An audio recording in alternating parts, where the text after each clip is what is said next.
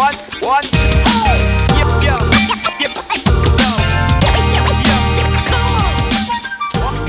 Yeah, welcome to another episode of Patent Pending Podcast. This is episode 29. 29. And it's just us today, folks. Little solo pod. Solo pod. A little catch-up episode. I'm excited about today. Mike and I don't usually plan too much. We can hardly coordinate our schedules. And the most we do coordinate is a schedule with a guest if we have one. So a couple of days ago when Mike and I were talking about the podcast and what we're going to talk about for like 20 minutes, I was like, what are we going to talk about? And then I was running errands yesterday and just like so much just like flooded in. I was like, oh, there's a ton to talk about. So I'm excited for this. Yeah, I think we're usually pretty good at just chit-chatting and catching up. Yeah. Which is nice. So, yeah, I know our beginning of our years have been a little different. How's yours been going? Mine's been good. My January has been pretty, I don't want to say slow because that sounds like bad. Yeah, it's like but a negative connotation. Yeah, but I haven't had a gig for like the last 2 weeks and I've been loving it, to be honest. Yeah. That's fucking awesome. Is there any specific reasons why you haven't had any gigs recently, or is it just a little bit of a slower season? I think partially there's not too many weddings going on in January. And then the other handful of things have just been like last minute stuff that I've not really vibed with. And yeah, January was a little bit, start off strong with like event stuff. And then like February and March have a lot of things going on in events, but January itself has just been slow for me. Yeah. But yeah, like I said, I've been good. I've been happy with it. It's a nice little like reset. Yeah, for sure. That I had the same reset in December, but it's like holidays and like cooking and like eating like shit. So like I didn't do a lot, but I also didn't feel very rested after the fact. Oh, really? Yeah, like traveling, went on vacation and like eat like shit, drank, and then the holidays are here, and then ate like shit, and yeah. So now I'm like back into my normal groove in January, but it's just been CS week was pretty busy, and then a bunch of random stuff just popped up, and it was a lot more I was unexpectedly busy. So right. I'm usually pretty slow. It's usually CS week's busy, and then it's like slow for like through 2.5, 3 weeks until February. Yeah, that's how mine is. Like the beginning of the year started off pretty strong. End of the year there through New Year's, and then the first week it was pretty busy. And then I saw my schedule. I knew I had those 2 weeks off, so I was like, okay, cool. Like I know things will like pick up because there's always like last minute stuff. And there was a couple things that came in, but I was just like, take these 2 weeks off and just kind of see how it goes. Oh, that sounded good. What have you been doing with your time? I've been doing, so with my time, I've been kind of just organizing and dialing in my office space. I did some recent upgrades. I've been working on some personal content. And then the other day I was cleaning out the garage and just like normal, I guess, stuff. Yeah, just normal like, human stuff, adult stuff around the house. Yeah, stuff around the house, running errands, and like it's been a different mental shift because I'm usually like stressed out with like all the little things going on, but here I'm like, oh yeah, I could go do that real quick and like yeah, you have more time for just normal shit. Yeah. So that's pretty much it. Like I said, most of it's been focusing on like my YouTube and then just like personal content, posting more and just like planning that out of like posting ahead of time. Whereas usually it's like most of us photo and video are just like, oh yeah, I did this thing like 6 months ago. I guess I'll post it. Yeah, and then it's like, oops. Yeah. So. Yeah, that's one of my goals too for this year. I got good for a few weeks and then I just got busy again. Yeah. It's hard to make time. I actually just need to make more time for actually, social media posts, website stuff. Yeah. I feel like I'm always constantly like updating the website. So that's definitely, I got some stuff I got to put on there, and I got some stuff I want to take off on there. Some older stuff that, keep it fresh. I feel like I have too much stuff on my website too. I feel that. I feel like, yeah, sometimes I'm like, I actually just added a section of event photography, but then I still do feel like, fuck, I have too much. I think, this is a good tip. I think like the one piece of my website that's actually the most trafficked, like, events, like standard events, like music,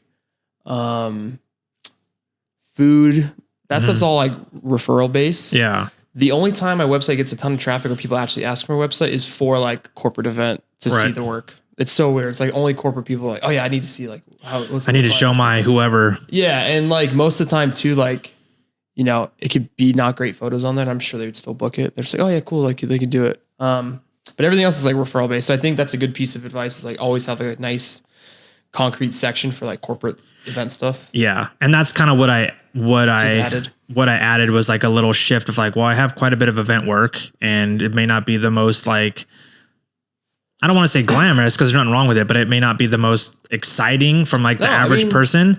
But I was like, well, it is still a good percentage of my work. I'm like, what?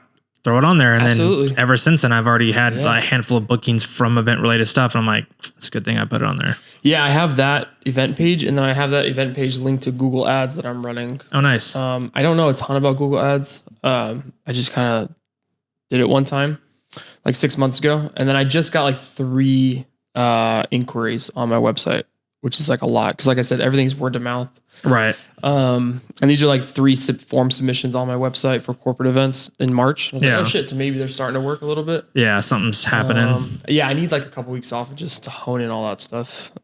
Or I would like to just probably hire somebody for like SEO, like search engine optimization. Oh yeah. And Google Ads. Yeah, I know shit about that. Yeah. Yeah, but I know you said you were getting some recent work. The recent work you were getting was more like events based opposed to more like elopement wedding stuff.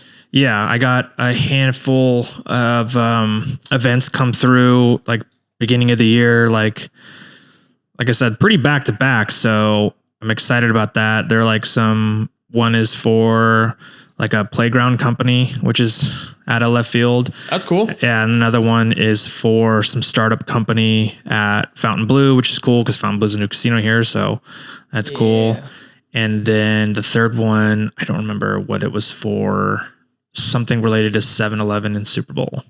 Nice. Yeah. It wasn't confirmed, but just inquiry. The inquiries of like, okay, event stuff is starting to gain traction.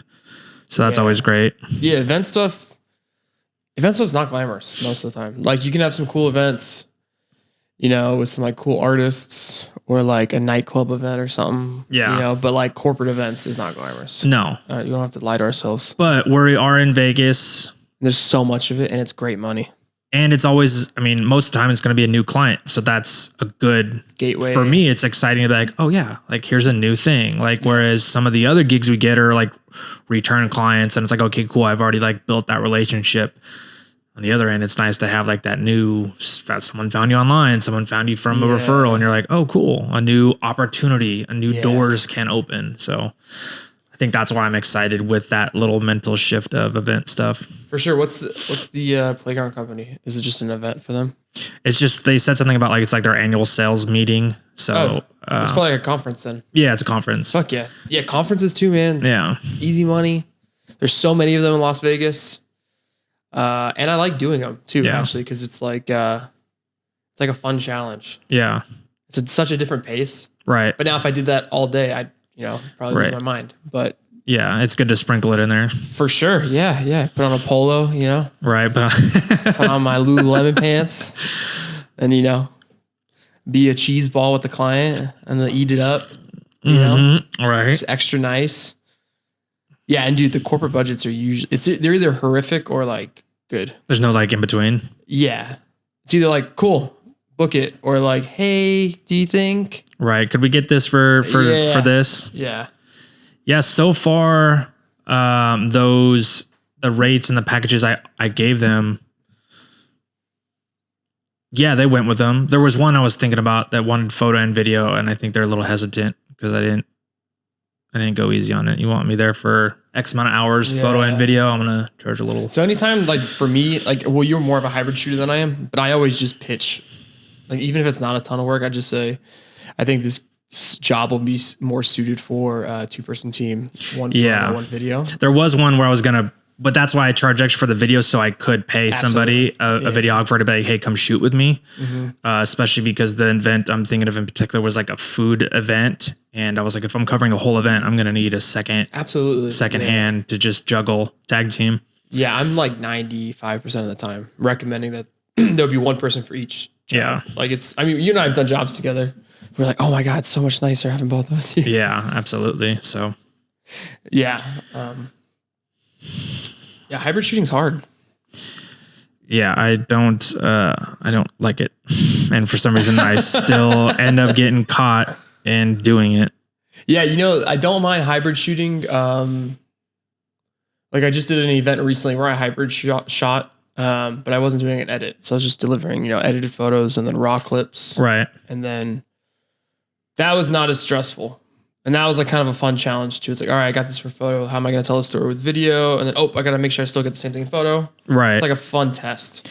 Yeah, it's good and bad because then you have to keep in mind, even if you're not editing, you still have to keep in mind, well, whoever is going to edit it, am I giving them enough information in the video to then go, okay, I see what they're going for. Or I see that the story they're trying to help piece together. For sure. Yeah. I always try to look at it in that way. You've been hitting the gym lately too, I heard? No, I have not. No. I've been trying to work out at my house in my garage. Yeah, that's hitting the gym. Trying to move my body a little bit, especially because I've had these 2 weeks off. So I try to break up sitting in a chair all day for a few hours. What have you been doing? I just have a basic heavy bag, kettlebell, and then like a little incline bench thing. And what is it, a barbell? Mm-hmm. And then basic setup. Caveman style. Yeah. Every time I'm in the garage, I just feel like I'm so caveman because there's like, 3 things? Kettlebell. That's all you need, man. Yeah. Yeah. And then go for a run. Yeah. A little jog. I just started jogging again. Oh, really? Yeah. It's not great. I don't want to jog, but I do want to get outside, at least see the sunshine. Yeah, I hate running. I played lacrosse in high school, so I ran enough for an eternity. Right. But I saw this video, some stupid Instagram video. I was just sitting on my computer. The guy's like, oh, if you can't run for 30 minutes now, imagine how you're going to feel when you're in your 60s. I was like, oh, wait, can I even run that far? So then I ran, and then now I've kind of been stoked on it. And I get to take my dog. There you go. So that's a good one. It burns the dog out. I get to run. There's a trail right next to my house I get to run to. Yeah. Yeah, it's like a fun, and it burns like a ton of calories in comparison to like say if I rode, like I have a stationary rower. So if I rode for 20 minutes, or if I ran for 20 minutes, I'd burn more calories running. Really? I thought running doesn't burn shit. It's like so underwhelming. Well, I mean, I'm also not in that great shape. So, I mean, me running 2 miles in 20 minutes is burning like 300 calories.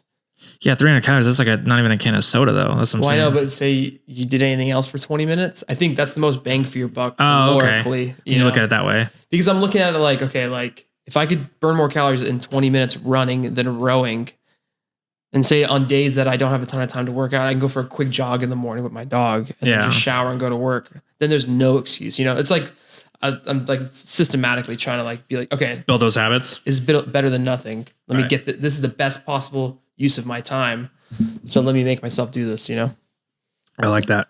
Yeah. Even if it's like a run walk for 1 mile, it's like you still burn some calories. You got some sunshine, Yeah. That's 2 big things that I've trying to build the habit of, just like move your body, even if it's for a little bit, and then get outside, even if it's like go check the mail and like walk the dogs around the block, like just get fucking outside. Cause I feel like insane if I like have a day where I don't leave the house or I don't need to leave the house. I don't even go outside. Yeah. I mean, you have a beautiful backyard. So. I know. I try to sit out there sometimes and edit on my computer, but it's still not enough.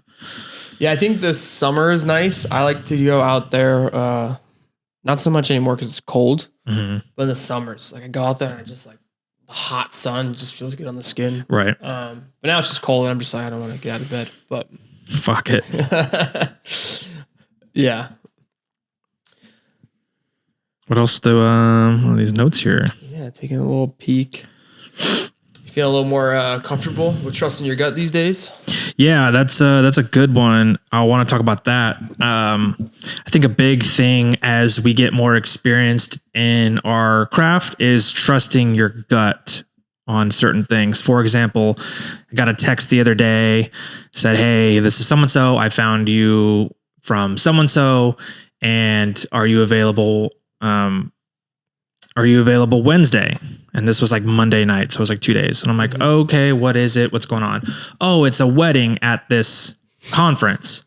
And so at first I was like, is it for you guys who are putting on the conference just to show off that you had a wedding at your conference? Or is it for the people getting married? Because it's two very different jobs. Is it fake or real? Right. Well, it's two different things of like, am I shooting that wedding for those people? Or am I shooting it for the conference? Because it's going to be a little bit less stressful to shoot it just the conference to say, hey, we have this conference in Vegas and somebody happened to get married. How cool, right? Yeah. So then the person's like, oh, no, it's a wedding for the couple. It's video. And so I had to trust my gut. And I go, I'm not going to shoot your wedding video or this person's wedding video on 2 days' notice. Mm-hmm. Doesn't work that way for me. I don't know the couple. They don't know me. Yeah. So I'm not going to put myself in that situation and shoot someone's fucking wedding video that they don't even know. I'm not just going to show up. I was like, it doesn't work that way. So and is it at the conference? It's at the conference. And then she had said, the lady talking to me was also like middlemaning. She's like, oh, it's like, was going to be a surprise for the bride. Yeah. Yada, yada. We have a photographer. We're just looking for video. And so I cooked dinner, gave it some time. And I was just like, appreciate you reaching out. But unfortunately, like, I'm not going to take this on. Yeah. And that's what I'm talking about, trusting my gut. Because I sat there and was thinking about it. I was like, I don't even know I don't know the layout of what this conference even looks like. I don't know where they're getting married. I don't know this couple. They don't know me. And I'm going to shoot your wedding on day and a half notice. I have a lot of details to get through and no amount of time to get them. Yeah. So I was like, nah, not for me. Do you think you would have maybe felt a little better if you spoke to the photographer maybe? Perhaps. Like from another professional standpoint, be like, okay, this is the gist. See, that would have made it a lot better. Or even, if I was talking to the photographer and they're like, hey, this is the couple, this is what I know about them, this is the lay of the land, yada, yada. But the fact that it was the person from the conference or whatever it was, middlemaning, like, hey, was kind of a surprise. I'm like, no, I'm not doing no surprise. Yeah, and then it's like all like, what's it, conjecture? Like it's all like what she's saying is going on. You need to talk to like the person. Yeah. And then it's like, she paying you or is the couple paying you, Yeah, that's what I'm saying with like, there was way too many details in a short amount of time because you're texting me Monday night and you need me Wednesday at noon. And that was like the first thing I said was, okay, do you want to just give me the couple's number so we could talk? Smart. Yeah. Yeah. I'm like, do you want to just give me the couple's number? We could talk. And then she's like, oh, well, she's busy with the event. What information do you need? And I was like, no, thanks. Not for me. So long story short story long, trusting your gut and your experience and going, probably not going to want to go into this one. Yeah. And you're at like a good place too, like financially. It's not like, you're in a spot where you can say no. Cause like now if you're like, strapped for cash, then you're more inclined to be like, all right, well, so say you did need the money. Right. Was there any, is there anything, cause like maybe somebody out there is listening and they do need the gig. Right. So like, how would you go about that? What would be your recommendation? Well, I guess if I'm giving advice to that person, the best thing I could say is, jump on a call. Cause like I said, it's Monday night and they're asking for your services Wednesday at noon. That's a day and a half. Yeah. So jump on a call with whoever it is, try to get as many details in a short amount of time and ideally, hopefully get it out of the horse's mouth, right? Right. Get it from the couple. And, just be prepared that it's not going to be cheap. Yeah. Like you're trying to find a wedding videographer, as little as you're going to downplay it to be like, we just need ceremony. Yeah. Doesn't matter. It is somebody's moment, right? I don't care if they're getting married. You don't half-ass it. I don't care if they're getting married at a concrete event, which is what it was. So I would just tell that person, if you want to, shoot your shot, take that gig, then just get as many details and maybe try to get with the photographer too, get their info from said contact. Yeah. A fellow professional who's already maybe sussed out the situation. Maybe they're like, oh, I've been talking to them for months, yada, yada. Exactly. I have a lot more info and the video was like a afterthought sort of thing. So nice. That's all I would really say is just get. Yeah. Trusting your gut is a good thing, but it takes time to get to a position to where you can trust it. Right. Well, just understand, like I said, if it was just like, the video was just for like the conference side of things, showing off, hey, we have this concrete event in Vegas, and look, someone got married. I would be a little bit more like, okay, I understand the role, but like for the couple directly, I don't know. Well, if it's for the conference, it's more of an event opposed to Exactly. documenting somebody's, wedding, Right. which is, there's less on the table. The Exactly. event, because it's like, oh, I missed that one shot. It's like, okay, hey, can we just redo it, guys? Yeah. Because it's fake. Right. I'm trying to think of a good example where I trusted my gut, but I can't think of it off the top of my head. I mean, it comes up all the time. Yeah. You Yeah. There's been other think- situations too, but that one was literally a couple days ago, and I was like, oh, this is perfect. So that's a great story with a client. I think for me, it's more people. Okay. Trusting my gut with like hiring people or like, there's definitely some people I've worked with in the past and they've booked me and it was kind of weird. Now they're trying to book me again and subcontract me and it just feels fishy. It feels like they're lying to me or I've been lied to them. They've lied to me in the past, about like, hey, I have this gig and I need some extra people. Would you be down to do this? And then it's like, they're kind of a friend. So it's like, and they're like, hey, I don't really, the budgets are really tight. Would you mind just doing it for this much? And then I'm talking about one specific scenario. Like I did that in the past and then I caught them in a lie about it. I'm like, dude, what the fuck? Oh, okay. And then in the future or in more recently, they asked me to, subcontract out me and it just feels fishy. I'm like, do I trust you? So then using my guts, like, I'm booked, man. Yeah. I appreciate it though. So I think it's more situational with like colleagues and that sort of thing opposed to clients. Fortunately, a lot of the clients I work with are like, like resorts or big events or production, companies that I've already worked with. Yeah. So, yeah, I feel like that's probably more common with you where you're being hired, for like, you're being hired by like, John and Jill, Yeah. for their engagement or their engagement shoot or because it's like, because they're just, who these people are. It's weird. I haven't met them and I'm like, I'm not going to. For sure. But then if, 7-Eleven hires you for this event, you're like dealing with legit people of legit jobs. Yeah. But yeah, what do you have going on for the Super Bowl? It's a big event coming up in Las Vegas. Yeah, big event, which I'm surprised.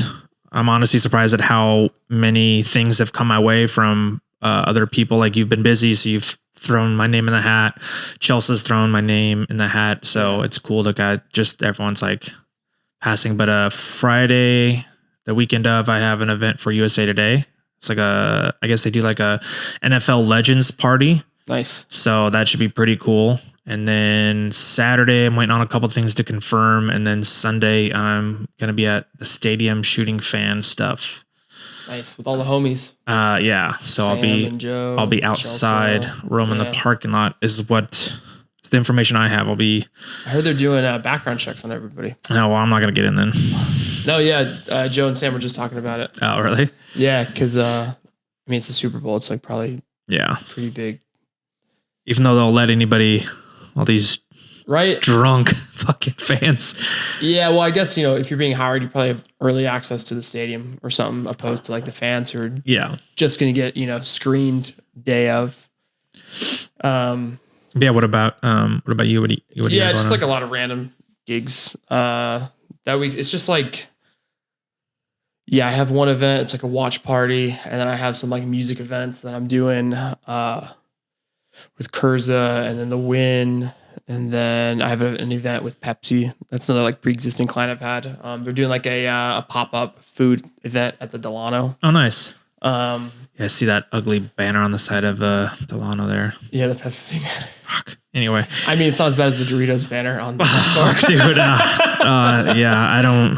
I know it's money talks, but Jesus Christ, Vegas. I think that's a fun topic too. We can talk about, being born and raised in Vegas. You've been here for a long time too.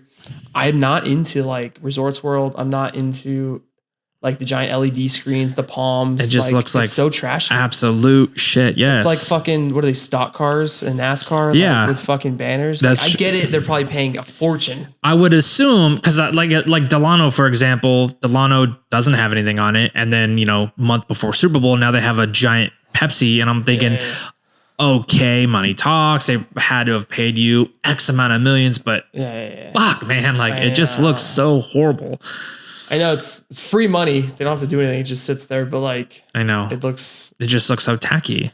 And then I know. the pyramid is a fucking Dorito. Okay, cool. It's the shape of it. You nailed that. But well, it's like look at like Aria. Look at City Center, the Veer Towers. Look right at Vidara, like beautiful Cosmo architecture. Yeah. Mm-hmm. And then you go over to fucking Resorts World, and then Resorts World. Granted, it looks like fucking the Wynn. I know what they did there, right? But and then they have a giant LED screen, and it's just like I feel like it just takes away from like. At what, and it's like the same thing with Red Rocks. Like now they're building more houses up into Red Rocks. It's like, when does it fucking stop? I haven't been up there in a while, but yeah, like their backyard is like literally part of the. They sold. Was it like Bonnie Springs, right? Yeah. Yeah. It's for housing development. Like what the fuck? Like when does it stop? And it's not going because Dude, money. And then we keep going more west, and you're going to keep going further west into like Lone Mountain, into Red Rocks. Oh yeah, give it like 2 years and like people are gonna be like, oh yeah, dude, like these pictures I saw on Google of like beautiful Red Rocks, and you're gonna show up there and it'll be like a Starbucks, and then like houses are gonna be like, wait, this is not like the photos. I mean, I'm all for like economic growth and everything, but like we gotta preserve. Like we should just build more south. You can go south all the way to the border. Go all the way to fucking state line. Yeah, Why do we have to keep going west? I don't know. And it's like no one wants to build east. No, no one goes east. There's some land that way towards Lake Mead, right? Yeah. Or towards, what is that mountain? Boulder Mountain? Manor, Sunrise Manor. Yeah. Or something like that. But I digress. Yeah. How was your New Year's? Your New Year's was another big, that's another really big holiday for Las Vegas, I think. Yeah, that one was actually passed from you. Shot for Curza. They did Insomniac events. Oh yeah, dude, you had a huge fucking event. Yeah, I was actually jealous that I was unavailable, and I'm very grateful that I could give that. Yeah, that was fun. So yeah, that was what was it? Forever Midnight by Insomniac, right outside Resorts World. It was cool because it was so it was for Insomniac, so they're used to big, EDC big festivals, but it was a very small condensed version. Mm-hmm. So it was nice in that big festival feel, but small package. Yeah. So that was cool. What I haven't seen any photos from her. How did it go? Went good. Yeah. Yeah, I haven't posted yet. There was like some Insomniac thing that said like they have to approve what you post, and so I was like, yeah, we're just whatever. I always say it depends on the client, but like Insomniac, fucking ask for forgiveness. To permission. So and you're being subcontracted out. I would just post it. Yeah. So I haven't really posted though or anything from that yet, but I think it went great. It was first time working for Curza. And then I met John, who was doing video, cool guy, lives here in town and works for Curza as well. So he was a cool dude. I think we meshed really well, just vibed. Oh yeah. I know. I saw how big it actually was.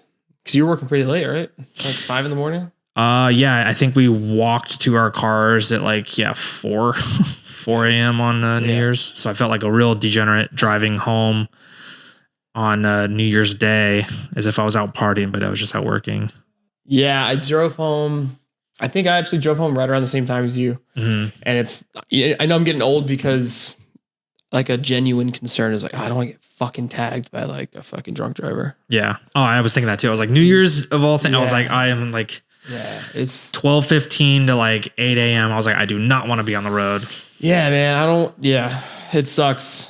Like, cause I'll work a lot of late events like that where I'm coming home pretty late, and it's like a blessing and a curse. Cause it's like, oh, there's not a ton of traffic. There's just, but you're on. Yeah. You always see like there's one hammer dude always. Yeah. There's not a lot of volume in traffic at, 3 a.m. and you're leaving the club, but who's on the road is the question here of the quality of drivers are never favorable. I know that's another, Al actually said that to me. And I was like, I didn't think much of it at the time. Probably even in my naive ignorance. I was probably like, oh, what are you talking about, dude? And then I started to fucking, after a few months went by, I started to really notice, like, holy shit, he's right. Yeah, that was like the first thing I thought. Idiots. Yeah. Well, you're a little more wiser than I am. So yeah, I never thought about it. I would see it. I've called 911 on people being blackout drunk driving in front of me. But like thinking about like how much more danger I'm opening myself up to, but I don't know. it is getting a little old. Like I love it. I love shooting those events and stuff. But like, for instance, I shot all day yesterday. Right. Doing commercial work. Right. And then I had to shoot, an event last night. And I booked the event, a month ago before I booked all this commercial work. Gotcha. So the last thing I wanted, and then I try to take a nap and then I can't really nap. I'm trying to nap from like 8 to 10 p.m. Right. So my body's like, yo, dude, like, what are you doing? Yeah, we're either going to sleep, shit, or get off the pot, dude. Like, go to sleep or don't. Are we sleeping or are we just? What are we doing? Yeah. So then I get a horrible nap, and then I'm exhausted last night, and then I'm shooting last night, and I'm like, not putting in 110% because I'm exhausted. Right. And then I feel guilty about that. So yeah, it's getting hard. So tell me about that. Tell me about that commercial shoot. Yeah. So I was doing. Fortunately, I was given the opportunity to shoot probably about like 12 or 13 artists for the win. So they do each club will do like a residency announcement each year. Right. With which artists like they've retained and which artists they've signed for this year. So sometimes they'll have new ones, sometimes they'll lose them. They kind of get just pushed around. Shuffled around. Exactly. Between each resort in town. So I was hired to do some of those photo shoots. So I did, some commercial photo shoots for like Marshmello, Chainsmokers, artists like that who they have. So that was fun and that was super challenging. Yeah. So what was that? I think I saw some of your like behind the scenes. So it was like almost a makeshift studio setup, right? Yeah. So I have actually an entire studio setup, and these are gonna be stock images. So like they're gonna be cut out of the white backdrop and then put on all the ads. Okay. The billboards, all the Instagram ads. So they're gonna be used everywhere. Nice. So what I did was we used one of the empty venues. I set up a white backdrop, and then I had my innovative cart, and then I had my laptop shooting tethered, and then I also had a reference monitor for the clients and for the artists, so they could all see themselves. And then we could have. So for instance, like with the Chainsmokers, they had like 15 people there. So I have like stylists, makeup, hair, tour manager, day-to-day manager. For two dudes. Yeah, dude. That's crazy. So I have like, these 6 people, and then I have, like 3 people from the Win marketing, director of marketing of Win, all looking over my shoulder or all looking at the reference monitor. Right. While I'm there with the, with both of the artists for the Chainsmokers, and I'm telling them how to pose, not really so much them because they're pros. Right. I would just do micro adjustments, like, that looks great. Let's just go chin down a little bit, look off to the left slightly, move your eyes back at camera. Right. Stuff like that. But then there's like other challenges with other artists who are like 21 and who just got signed and like they've never done a photo shoot before. Oh, okay. So I'm doing the same quality of work, but then I have to coach them on how to pose. Yeah. You could definitely see a difference in like somebody like the Chainsmokers who's done plenty of stuff at this point versus like a fresh one who's like a little bit more like awkward in front of the camera, if that makes sense. Yeah, just green. Right. Just not that they're awkward in front of the camera. They just feel more awkward because they're not as comfortable with it. Yeah. But yeah, so there's a lot of challenges with that. Working with these bigger artists too. Some of them I learned not the hard way, but one artist in particular we worked with, he didn't want me to tell him how to pose at all. So, okay.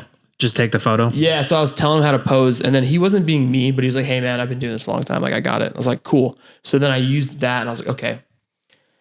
Every time, because I did feel intimidated talking to some of these guys, right? Like the Chainsmokers or Marshmello or Afrojack, they're huge DJs, right? So I did feel a little intimidated, a little awkward, but then I used that small hiccup as a learning, point. So now every time I introduce myself, I'm like, "Yo, what's up, man? I'm Mike. Let me do the photos today.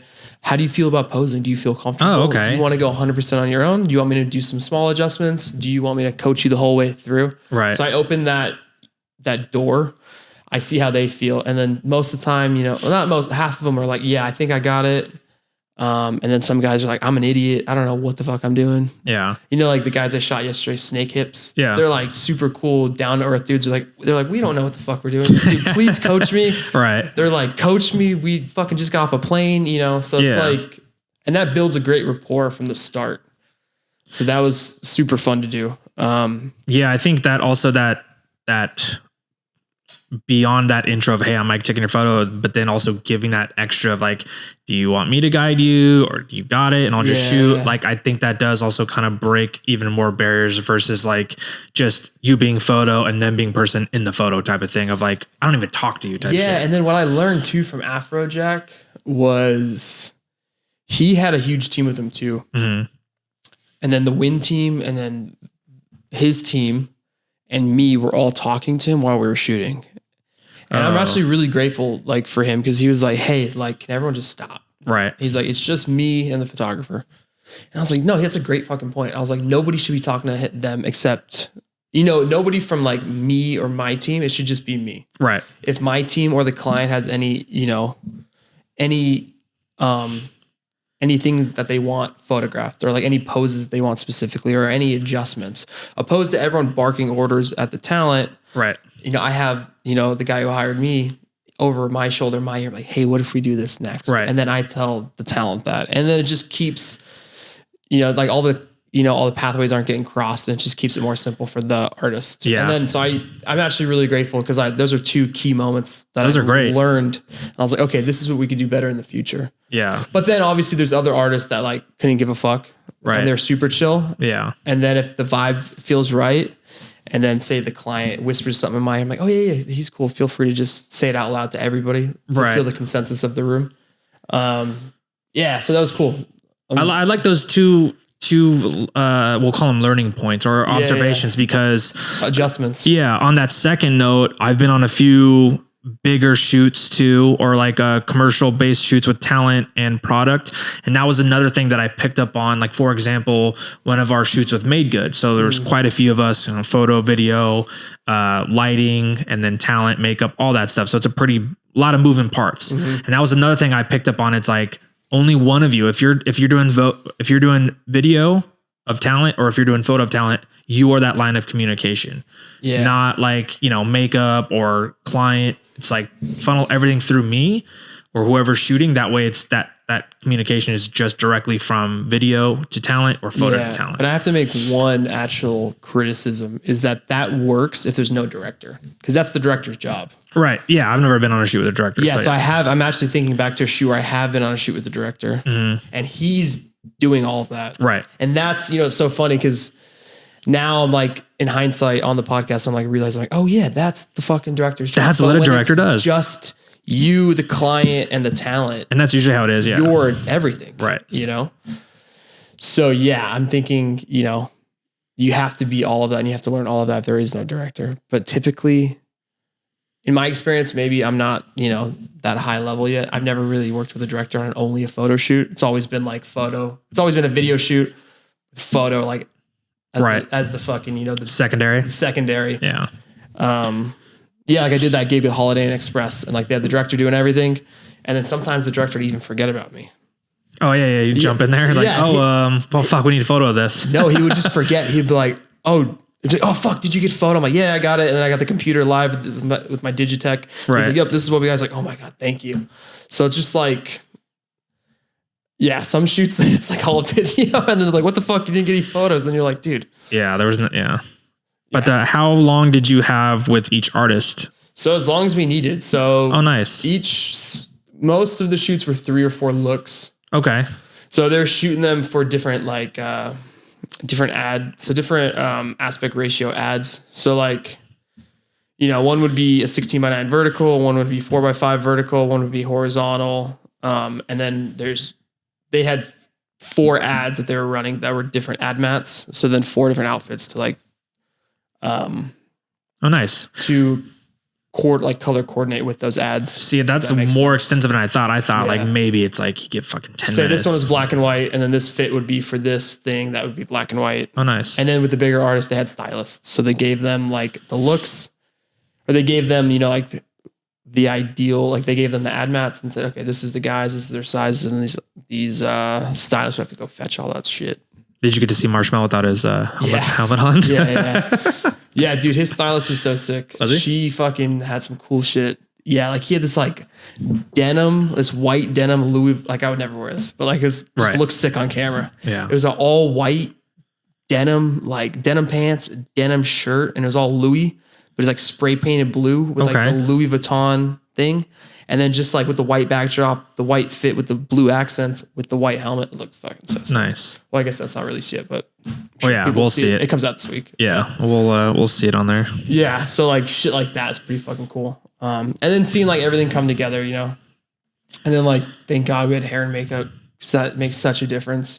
Oh yeah, somebody to jump in there and fine tweak things, especially like when you're on these shoots because you're worried about your technical, you know, aspect you're doing with the client. There's a lot of things, so it is nice to have those other pair of eyes that are just looking at, oh, this hair's out of place, or this, let me touch up your makeup, you've been sweating, or whatever it may be. And then also to add to that, so you just mentioned, okay, so now say you have hair and makeup, that takes off less stress of you to be like, okay, let's tweak this, let's fix this, Steven taught me, because I'm at Holiday Inn Express, I was fortunate enough to hire him as my Digitech. Oh, nice. Digital technician. So he was, because I'm very like anal and I'm not used to working with teams. It's all me. So I usually do everything myself. So he would fucking tell me to stop. He's like, I got this, stop. He's like, we need to move this light, So his job is to take off a lot of the technical aspects of the photography, so I could just focus on making the image look good, right, and be more creative, which is cool. So every time you add somebody with a job, it takes off work of your plate, which then helps you get a better end product. Yeah, you know. So then, like for instance, he's doing the technical aspects, and then I'm fucking talking to the client, or I'm talking to the talent, and then coaching them, and so it's very nice. So when you get into these bigger productions and then you can hire these different roles, it makes such a difference. Yeah. Yeah. It's insane. I'm so grateful. And I hope that more gigs like this come about, but yeah, they're a nice change of pace, a nice, bigger picture to see, more moving parts. Yeah, for sure. This one did come up a little, this came up very sudden. I had no plan for this. So luckily, and actually, you know what? January would have been pretty slow if it wasn't for all these shoots. Right. It ended up being like 10 shoot days. But like, I hope in the future, if they ever want to use me again, I would hope that I'm like talked to more in the pre-production process. And maybe we could do something a little different, more creative. Because this is just standard, like, 4-point lighting. I got my key, my 2 rims, and then a nice fill light. Yeah. And then they're going to cut them out, but it'd be cool to do more of like a creative shoot with these people and these artists and this brand. So it'd be cool, like to be in the pre-production process with that. That'd be nice. Yeah, for sure. A little more hands-on. Yeah. How's NHL going?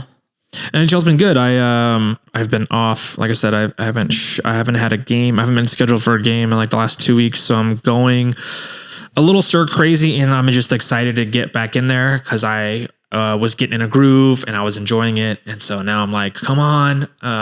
Cause like once the season's over in April, I don't know if they'll bring it back next season or next year. Sure, and then I'm just, like I said, I'm just excited about it. So I want to shoot as much as I can. Speaking about NHL. Yeah. And speaking about NHL and our friend who helped. Oh yeah. Oh, Kaylee. Yeah. I saw that. Kaylee Foster just got looks like she got on the team with the LA Kings. Yeah. Which is sick. Congratulations, Kaylee. Yeah. Over in Los Angeles. Yeah. She made quick work over there, huh? Moved to LA, got a new gig pretty quick. Yeah. Yeah. That's fucking awesome. But yeah, congrats on that. Yeah, for sure. What's your favorite part about shooting NHL? And your role? I don't know. That's a good question. I don't know if there's like one favorite part. I would take a step back and say I like it all. Like there's a lot of moving parts. But I don't know. I guess I like it all. I like that I'm flexible. So for example, let me back up a bit. So if you're in the arena, like the wire image guys, or even the team photographers, they have a photo hole. And that's it. They really don't move. Like if you're shooting for Getty or one of these others, like you have your hole for all 3 quarters periods. Sorry. Fuck. For all 3 periods, and that's it. And those photo holes are a hot commodity. Those photo holes are a hot commodity. So with that, once they have their photo hole, that's it for all 3 quarters. So you have the same perspective or vantage point all 3 quarters every game. So it can get a little bit redundant. Whereas me, I can move around. I could go shoot from the 2nd floor. I could shoot from the 3rd floor. I could basically shoot from anywhere given, within regards. Like I'm not going to be standing in the grandstands in front of people But That's a huge thing too, right? Is not obstructing fans. Right. Right. Yeah. So if you've ever been to a hockey game, they'll have ushers that'll have paddle boards that'll say puck is in play because they don't want you walking up and down the steps just to distract from the game. So I kind of keep that in mind too, I could, since I am working, I could kind of go whenever I want, but I am like mindful that it's like, I don't want to be the one asshole walking up and down the grandstands. Yeah, they do that. I've noticed they do that because if I ever shoot boxing events and I second shoot for MGM with Al, I'll shoot from the concourse level at T-Mobile. So I've noticed they have the paddles also for boxing matches. Oh, interesting. So like if they're in a round, no movement. Yeah, that's interesting. Which is very fucking cool because everyone's hammered and maybe not cognizant of other people's views and being respectful of that. So it's nice that they have the ushers to do that. Yeah, but I'd say overall, I just love all of it. It's been fucking, and it's new and different and fun. Yeah, so all of it's fun. Yeah, because I kind of do the same thing for NLL, but I've been feeling bad because I haven't had a ton of time to put into the NLL games. It's like I get booked, like I booked the whole season and it's 9 home games and I love doing it. It's fun. It's, it's different. It's out of my comfort zone, which is where I like to be. Yeah.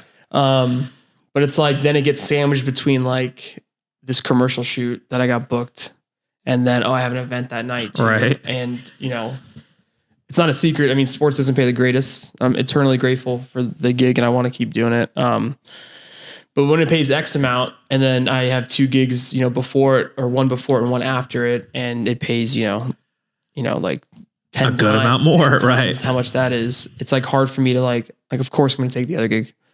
And then I have to like rush out of there to go to this other gig. I feel like I've shot 3 games. In the first game, I crushed it because I had the time to like mentally prepare. I'm like, this would be cool from here.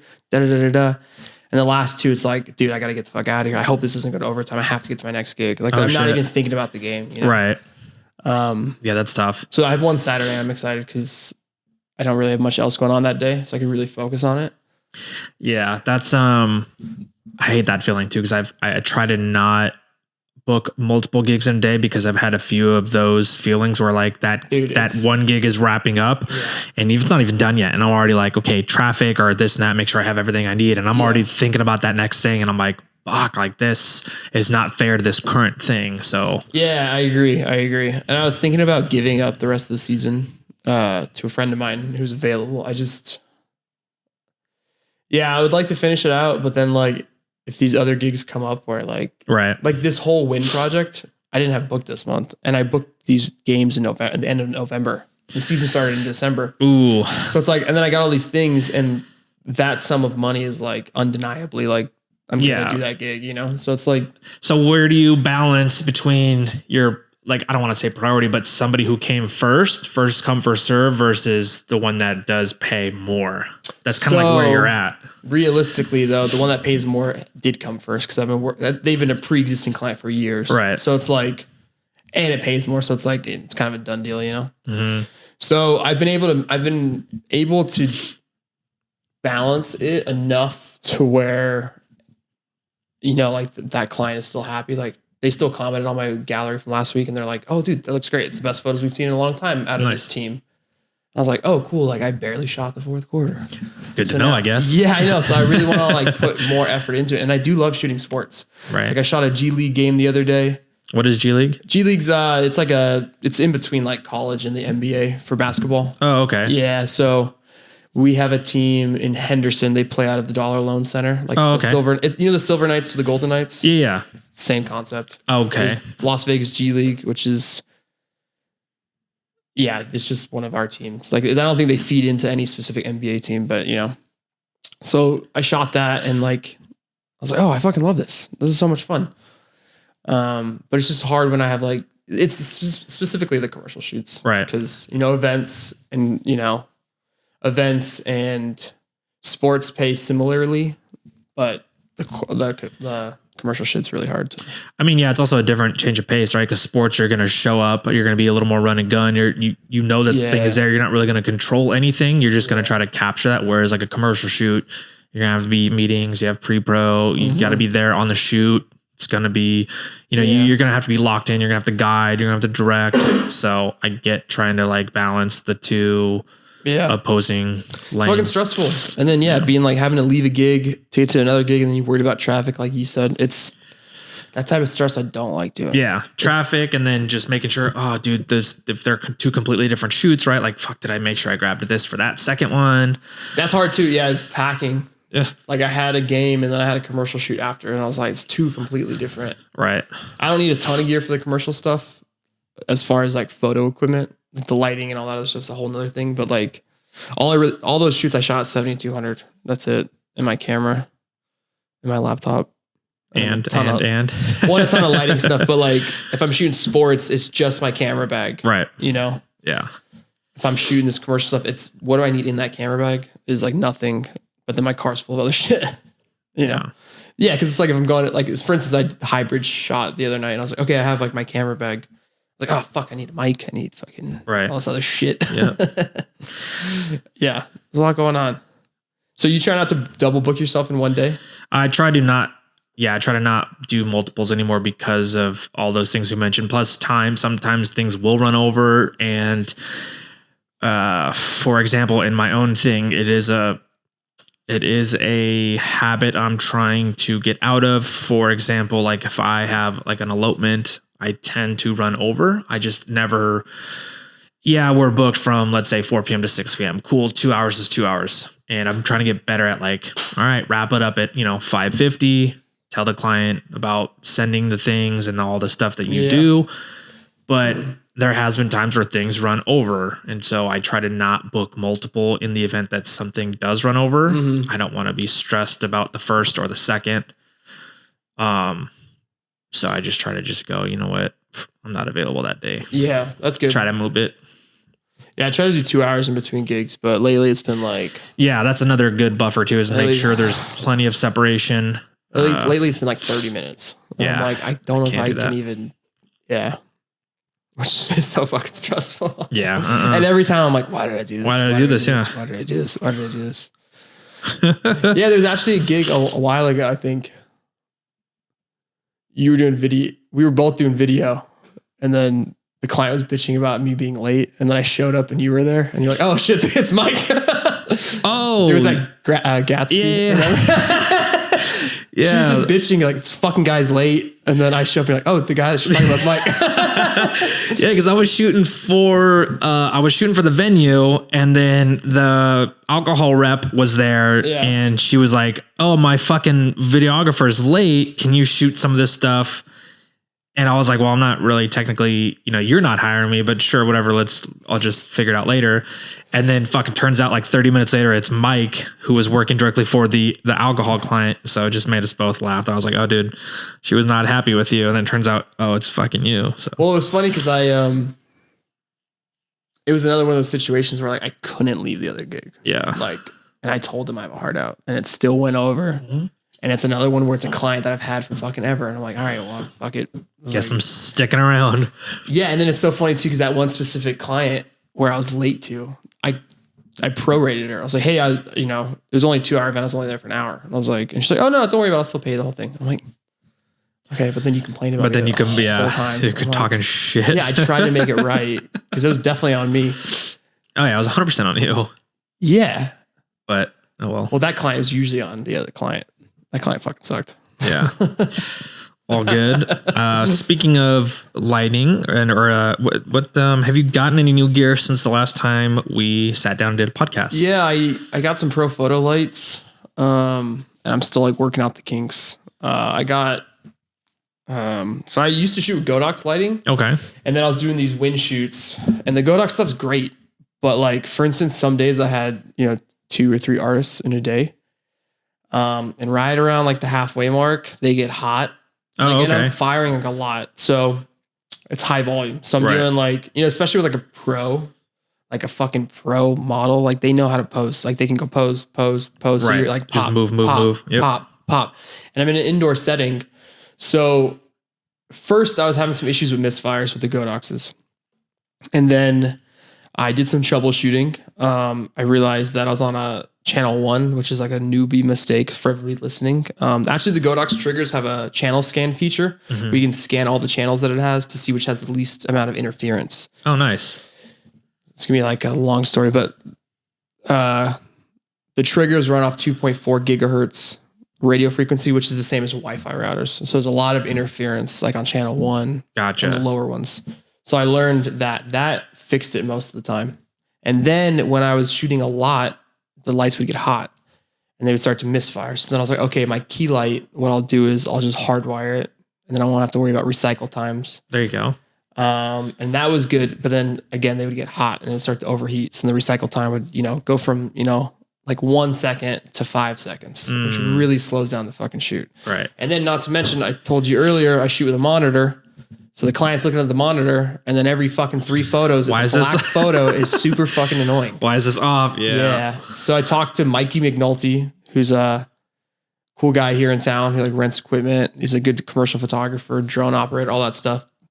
And he basically sold me on upgrading to Pro Photo. Pro Photo, nice. He's like, you'll never get a misfire ever.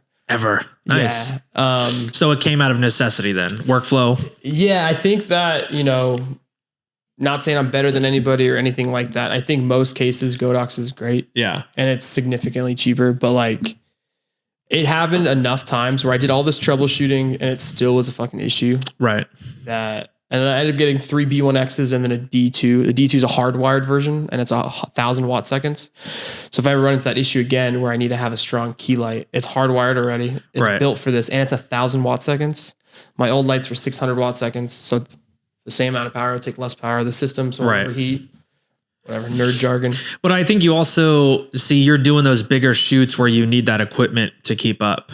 Yeah. So that's just a natural like progression in that sense. Whereas like me, I don't do enough shoots where I need. Like if you're doing food and beverage, I think Godox is it's at your pace. It's slow. Yeah. Exactly. So for me, for my workflow, like I have like the Godoxes I picked up plenty. Right. Well, you have what I use. They're great. Yeah, I got 600s, I got 300, so I'm good. Yeah, but you're great. Like on that shoot where you're shooting for a fucking 2 weeks straight of those high paced. Yeah. So that makes total sense.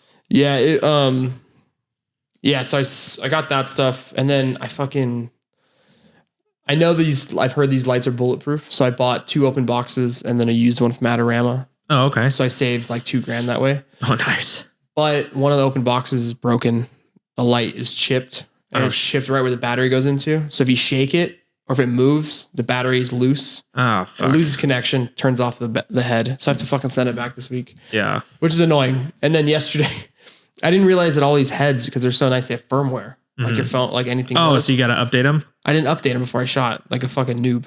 Okay. So I didn't update them, so I couldn't get high-speed sync to work.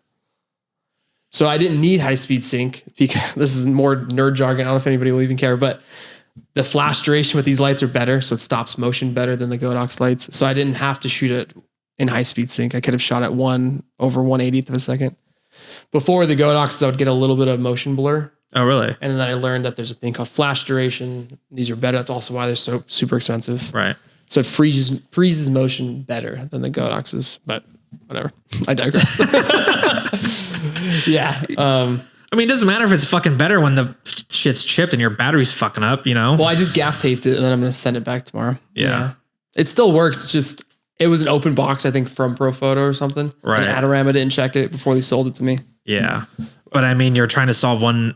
I know. Yeah. And then I have 2 more issues yesterday. Right. Yeah. So whatever. Yeah. It worked out though. Yeah. You got through it. Yeah. And then I picked up I usually use like 6-foot umbrellas. Yeah. So you just pop it open with 1 layer of diffusion. I got a Pro Photo 5-foot Octabox. Oh, nice. So it's double diffusion. And I did notice a bit of a difference in the softness on the key light, which was cool. Yeah. Yeah, man, I love this lighting shit. It's so much fun. It's like endless possibilities. Oh, yeah. Yeah. So what about you? Any new gear? You got a new monitor, right? Yeah, I got a new monitor. I got the BenQ 27, and then I also picked up the new M30 Max MacBook, which has been a game changer just in the MacBook upgrade, but also the 2 screens working interchangeably. Even especially because of my ADD. So it's nice to just, instead of just opening a million tabs, I mean, I still have a million tabs open, but instead of opening another tab and then going back and forth. I could just look left, cool, dial it in, look back right. Dude, it's fucking sick.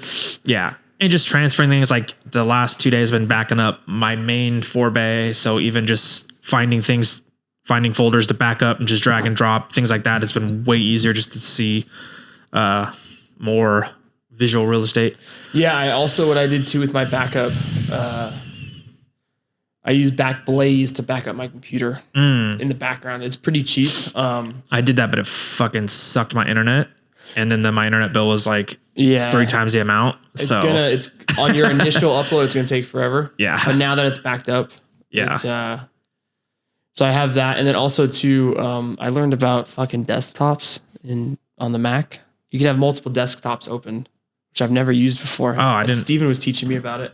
So I'll have like my Capture One open. Right. And then I'll just hit Command right and it'll go to a different desktop. And then I'll have like my text messages and like my Finder windows. Oh. So it's like, say if you only have one monitor, right, you can do that. Or what I do is I use multiple desktops and I have my big monitor and then I have my laptop here. And what I have on my laptop is just always just YouTube. Okay. Or like music playing. So it's dedicated like entertainment. And then this is like all work with multiple desktops. Workflow. I'll show you after this. It's fucking super sick. Dude, that's crazy. Yeah, I can't. I try to do the YouTube on the second screen, but then I either watch the YouTube or I just not listen to it. And I'm just like, oh fuck, someone's just talking. Like, God damn it, someone's talking. And I missed 10 minutes of it. I've been doing that. I mean, I do it on purpose though. Like if I have to really hone in, I won't play anything. I'll just play music. Right. And then another thing I just got too is this Sonos speakers. Oh, Bluetooth? Yeah, it's off of Wi-Fi. Okay. So I have a sound bar on my computer, which is nice. And then I have this other one. So it's a sound bar and this one's like a portable speaker with like a hub. So it clicks into the hub, but then I could take it downstairs from my office and have it in the kitchen with me. And I can have it in the backyard with me while I'm fucking with the dog. And then I can also take it on shoots with me as like a portable speaker. Oh, nice. Dude, it's such a game changer. The sound is so good. So I'm just bumping music all day, like not watching YouTube, actually getting work done. There you go. Yeah, that's one thing I want to upgrade to because the speakers play from the laptop, so it's off to the side. So I usually, like when I'm doing stuff, I'll usually do the AirPods. Yeah. Because I like the audio better. I was never really into like nice audio. And then I got the speaker. And maybe it's not even that nice, but it just sounds good. Yeah. I'm like, oh, that's fun. I just want to listen to fun music all day. Like listen to some shit. But so those were 2 big things. And then picked up the other day a new film camera, Pentax 645. So I went out yesterday and shot 2 rolls of that to test it. I knew it worked because I bought it from another photographer, but for myself, since I've never shot 120. Any kinks. Yeah, since I've also never shot 120, I was like, basically a whole new world. So I was like, let me go shoot a couple test rolls and just get it out of my system, make sure everything does work. Where'd you go? I just went downtown. Nice. And like I said, basically just shot, like didn't have too much intention behind it. Like I'm not trying to I just want to make sure that the camera works. Getting your reps in. Yeah. So dropped those off, got those last night, same day. So shout out to Photoshop for that. And they all came out. So it was like a nice boost of okay, I know what I'm doing and I'm not a complete idiot. So do you notice a huge difference from 35 to medium format? A huge one so far, no, but also yes. So typically with digital, because I'm, mostly digital, like obviously you go from a 35 mil camera to a medium format camera, like you're gaining a shit ton of megapixels. Yeah. Is that kind of the same vibe with film? So there's a lot more, there's a lot more information because the format's bigger, but also there's a lot more detail within it. Because I notice sometimes in my 35, I'm like, it's great. Light and exposure wise, but I'm like sharpness, it's not really where I want it. So seeing those 645s last night, I was like, oh, I definitely see, again, I'm looking at it, apples to apples. Pixel peeping. Right. Yeah. Whereas the average person was just cool, you told me it was film or whatever it was, good for you. But you do see a difference. Yeah. Cool. Yeah. Yeah. I did when I got my first film camera, I got that AE1. And then I got some cool stuff on it, but then I realized I was like, oh, this is all soft as fuck. I'm like, oh yeah, this camera was made fucking 50 years ago. Right. So I'm like, I want to pick up a little more film again. But yeah, that AE1 is notorious for being a little on the softer side. Oh, really? Okay. Yeah, because I just had another photographer friend, yesterday, posted an Instagram post, saying that she shot, it was actually Ashley who we had on the pod. Yeah. But she was talking about, she had these photos were from the A1. They were like softer. And so now that you're mentioning it, I'm like, they must be notoriously on the softer side. Yeah. And I was thinking about it too. I noticed the difference with Ryan. Mm-hmm.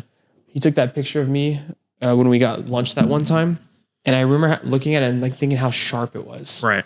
I was like, oh, it's not a film thing. I was like, it's just fucking like literally my camera's 50 years old. You know, his camera's probably only 15 or 20 years old, late 90s, early 2000s. And the glass is better and all that stuff. So it's like the same things in digital applied to film as well. Yeah. Yeah. Yeah, it's pretty cool. So are you shooting like top down? No, this one's like a normal, it has a viewfinder. It doesn't have, it's not What's that called? I know what you're talking about. Yeah. I don't know. It is a viewfinder still, but it does. It's just like it's just the mirror pointed up at you versus like looking through it. Like eyepiece. Yeah. Yeah. No, this one has a normal eyepiece. Sick. Yeah. Some of those cameras I've seen, that have, like I said, I don't know the technical term. But yeah. It has the mirror pointed up and you're looking into it. You still have that contact too? Yeah, the T2. Yeah. Nice. I spent $1,500 on it. Goddamn right. I don't know if maybe you flipped it. You could always, I think they're a hot commodity, right? Yeah, that's why I spent $1,500 on it. But nah, I don't. Well, a mutual friend of ours was like sending me pictures. She's like, hey, what camera is this in this video? She's like, do I need to like get this camera to do photos like this? I was like, no. No, not really. That camera, I was like, oh, that's a T2. I was like, Sean just bought one for $1,500. Yeah. She's like, oh yeah, I'm not getting that. Definitely don't know. You do and you don't. Now, yeah, like a $40 plastic one from Urban Outfitters. It's basically equivalent to a disposable camera. Mm-hmm. Yeah, that's going to be different than, a Contax or like Olympus, but Olympus to a Contax, probably not going to see a difference. Yeah.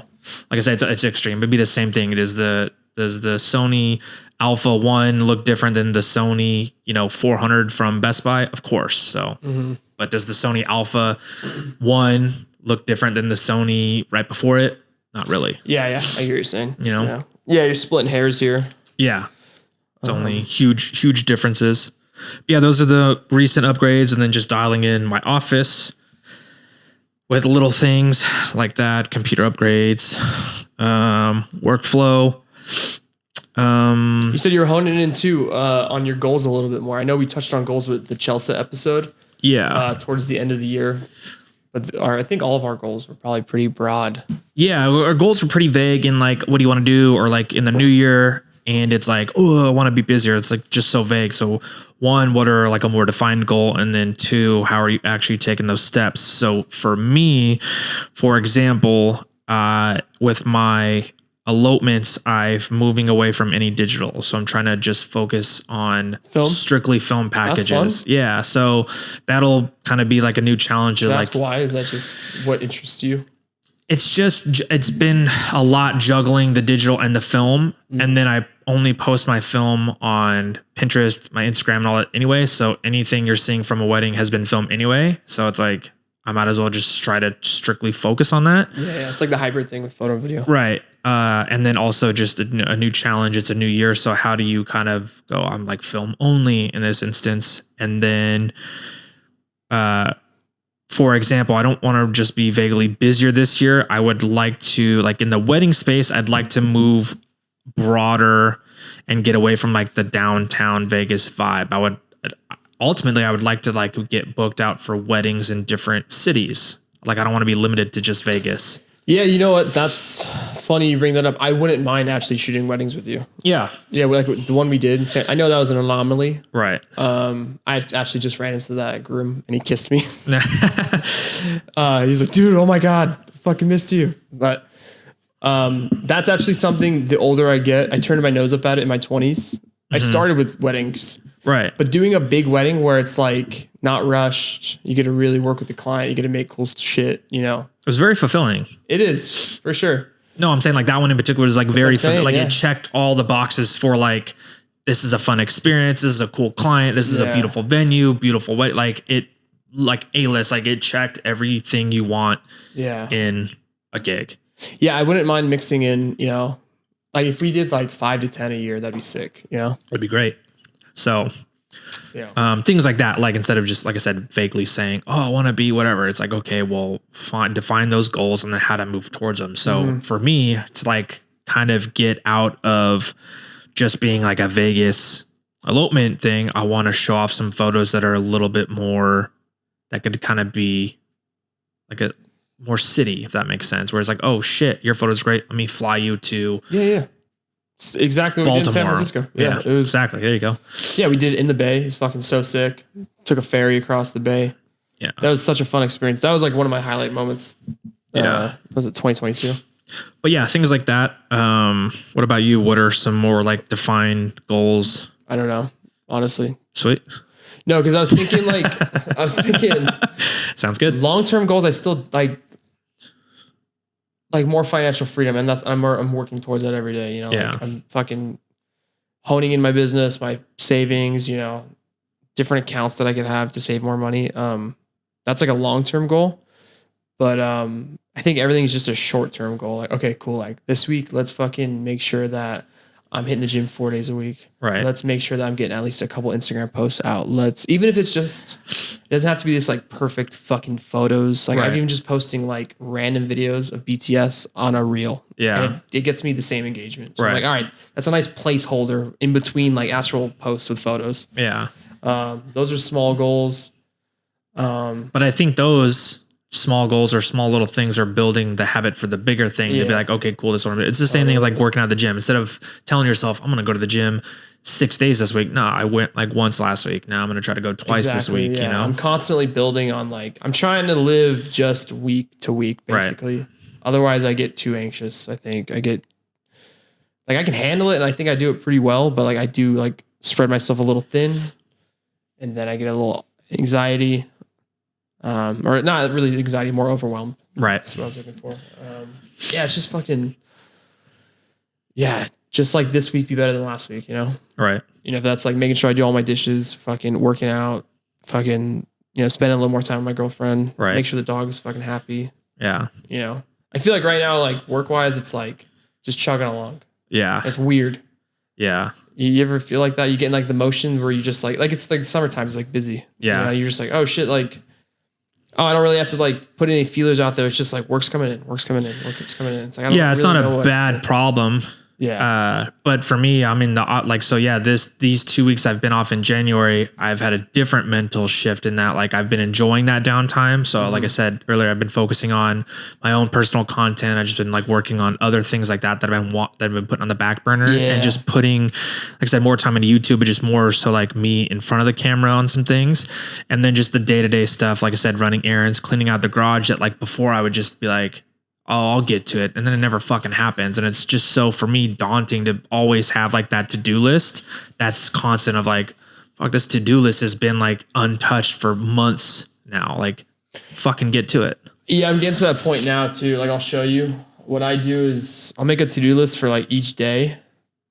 That's what I've been thinking about. Like this week, I'm like, make a to-do list that way. Oh, every day I make one. Yeah. Almost every single day. And then I have this to-do list, which is more like, this is more like not, so this is like my daily to-do list. And then this is like my non-urgent, like would like to get this done this month. Oh, okay. But I just keep adding to this and I keep not doing it because I've been so busy. Yeah. So your to-do list is similar to mine. I'll usually do like, my to-do list will usually be like either content related or like work related in like this gallery or back up your hard drives or, you know, make sure to pay for this. But this week I'm like, oh, I should make to-do list for like your life, like a day to day, like an actual, okay, I'm going to wake up. Let's take your wife to work today. Then you're going to swing by BNC. Then you're going to drop this off at the post office. Then you're going to try to get a workout in. It's like what I need to get done that day. It's like, okay, like I need to get this gallery edited. I need to respond to my emails. Yeah. I need to call this person, but also while doing all that, I need to get a workout in and I also need to do laundry and I also need to walk the dog. So like, it's like everything, you know,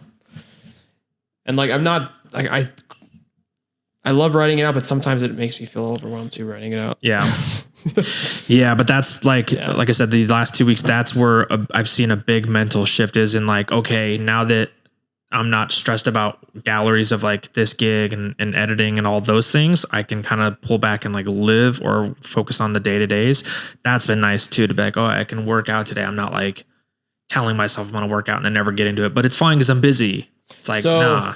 I was there, and then now some of the goals I have actually are more physical goals. Like I want to like I just turned 30 last year, so like I want to be like in the best shape I can be in. You know, like there's no more excuses like, oh, I'm working a lot. Oh, I'm in my 20s, my metabolism's still good. Like, Yeah. it doesn't matter. Like I'm starting to notice like, oh, I'm not as strong as I like thought I was, or oh, my lower back's like getting like is feeling tight, and it's tight because my hips, my legs are weak because I've been sitting in a fucking chair. You know, like shit like that. So now like those goals are to balance. Like I have to work. I'm making time to work out. I have to work out today. Right. And then I also have to work. But then like if I'm doing mixed shit, like I'll finish this gallery, put on a load of laundry, you know, do the dishes, and then do my other gallery or whatever. Yeah. I try to alternate throughout the day. Yeah. That's where I'm getting to. Yeah. It's Getting to that point. It keeps me on track. It's nice. Yeah, for sure.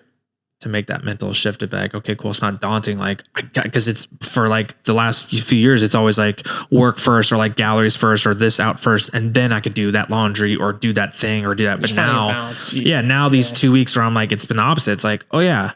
Like that thing is like that YouTube video that I shot a couple days ago. I can edit it whenever. Like it's for my own thing. It's at my own pace. So I can go, like I said, work out in the garage, or I can go clean the garage and just get rid of shit. And it's like, that thing isn't like in the back of your brain. Like for sure. And you have to balance. Otherwise shit's going to like, you know, like if you didn't like, you know, clean your house while also getting work done while you're working from home, you know, like your house would fucking fall apart. It just fall apart. Yeah. You know, I think I don't really have too many I'm already doing exactly what I want to be doing right now. Just more of this. And maybe I want to figure out more. I want to reach out to more clients that I want to work with, because I'm afraid ever since the end of the pandemic, like it's awesome. Like I just feel like work's just been fucking coming in, which is awesome, but I'm afraid it's going to run out one day. Yeah. So I need to like make sure I come up with a back plan, a little more longevity. So I'm bringing in clients that aren't just word of mouth, you know? Yeah. No, I get you. But then I'm very busy right now, so I'm like, well, fuck, I don't have time to even work on this other thing because I have enough coming in from over here. Right. It's a fucking mess. You got to find that balance. Instead of shooting 4 gigs a day, shoot 2, and then that other time work on those emails or pitching those things or. Yeah, I just think like, especially now too, because I like pushing myself like physically and mentally and creatively. So like booking 4 gigs in a day, I'm like, all right, well, I could fucking make X amount of money this day. Right. And I'm still pretty young, so I'm like, let me just do what I can do it. But then I cry in my car alone. Then you're a broken man inside. Yeah, you know. But what else we got on our notes? Anything else that we missed? I think there was one other thing in here that I definitely wanted to talk about. No, I think for me, just that big, like I said, the 2 weeks off has been. Yeah, no. So I have. So you also asked me why this wind shoot worked, and like why it worked out with me opposed to like other photographers that they may have used. And I think it was just, you know, luck and preparation. Like I've been preparing for this. I didn't even know I've been preparing for these shoots for a while now. Like I upgraded my cart to an innovative cart, and then I bought a fucking monitor mount, and then I bought a monitor. And then I was like using this on I haven't even used it yet. I was going to use it on some other shoots that fell through. And then I was like, okay, cool. And then I got lucky, and, you know, they reached out to me on this shoot, and then I was so fucking prepared that it impressed them so much. Right. So I think, you know, success is where luck and preparation meet. So absolutely. I think like I was buying shit. I was like, I don't even know why I'm buying this. I don't even know like if I'm going to use it. Just do it. Yeah. Yeah. If it's not gonna just buy the thing, guys. Yeah. Well, like maybe you're not going to use it in the night. Maybe you don't even have anything booked, but I think shit's going to come up, you know? Yeah. And you'll end up using it for the most part, you know? For the most part. I mean, there's 2 ways to look at that. You could say, I have bought a fucking crane and I like a gimbal and I never used it, but I know I bought my gimbal, my Ronin I have, I think I haven't touched it. I think it's easily been a year and a half, dude, because like all my video work is handheld. Yeah. So I haven't needed it. Body stabilization. The lenses are stabilized. It looks pretty fucking good. Like I'm not doing that like stuff where I need the gimbal. So I'm like, I've been thinking about just my mistake. I was like, I should sell this thing. Yeah. But then I'm like, I know the second I sell, there's going to be like some sort of like corporate-y thing where I'm like, I'm going to need a gimbal for this. So it's sitting there collecting dust. But there's two ways to look at that. You could look at it of I'd rather have it and not need it than need it and not have it. And second part to that, because I'm a little gear hoarder myself, so I'll buy things maybe a little premature or maybe financially I probably shouldn't have, hence entering the Pentax 645. But and maybe this is just me tricking myself, but how I've told myself, if you buy that piece of gear, that thing a little bit early, go out and do something with it. So say you bought those Profoto lights before this wind shoot happened and you didn't really need them, but you're like, you know what, I need to upgrade. Set up a shoot where you are using those 4-point lights and this and that to at least A, learn the equipment, but then B, you're like, okay, cool, I'm practicing for when that shoot does call. You're like, fuck, this is cake, dude. For sure. Yeah, I think, because I want to shoot more time lapses too. I have this like 6. You keep saying that, every time. It's the only thing that like gets my dick hard. Well, then go get your dick hard. Project. Like I said, instead of 4 shoots per day, every day for years. Yeah. Do 2 shoots. Dude, I think I'm addicted, man. Reach out to your new clients. Right on your to-do list. New clients and then time lapse. It's been on there, dude. I just haven't gotten through it yet. I know. Yeah. It's I'm just like, well, what if this client leads to another client and then? Well, because here's the thing. So here's the thing. Because I've now in a comfortable spot. Because all related to like personal content, right? Personal shooting just for fun to like again fall in love with it again, or just not be burnt out on like I'm only shooting when I'm being paid. So set a little bit of time because like how long does you really need to go shoot a time lapse at like a Red Rock or Mount Charleston? A couple hours. Yeah. So just, you know what I mean? Like if you have a shoot at like 5 p.m., just be like, all right, I'm going to wake up or not early, but I'm going to go cool. I'm going to wake up, head out 7 to 9. I'm going to spend a couple hours on it. Yeah. Not too crazy. And go shoot those things. I know. You're absolutely right. I mean, because like I said, I'm there. So like I said, for my YouTube, it's like at first it was like almost an uphill battle to just think about ideas, filming myself, going out, shooting these things and then editing. But now I'm at like a groove where it's like, okay, I've set a little bit of time. I'll do that thing or record or I'll edit record or go shoot. And then I have that in my bankroll. And then next week when I have a little bit more time, okay, cool. I can now sit down and edit or start to. Yeah. So same thing with the time lapse, like carve out a little bit of time to be like, all right, I want to go here and this is what I want to shoot time lapse. And I've carved out time like a week in advance and then something always comes up at the same time, like an event or something like, oh, well, I guess I'm going to do this event. I've literally done like, all right, time lapses at this place next Tuesday. And then, but what if for the first one, for that first one, you treated that as if that was a gig just for the one?